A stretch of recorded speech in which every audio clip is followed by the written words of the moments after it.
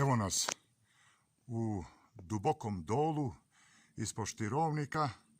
Ovamo gore vidimo taj tipični kraški prizor.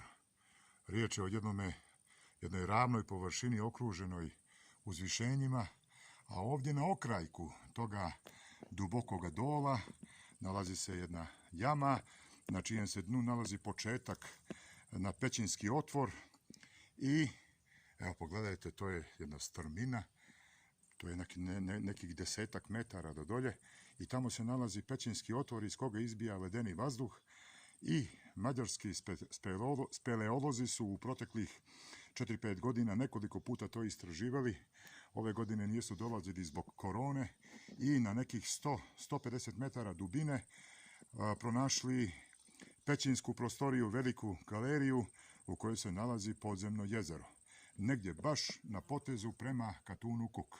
Evo pogledajte tu speleološku atrakciju koja bi u narednim godinama mogla da dobija na većem velikom značaju.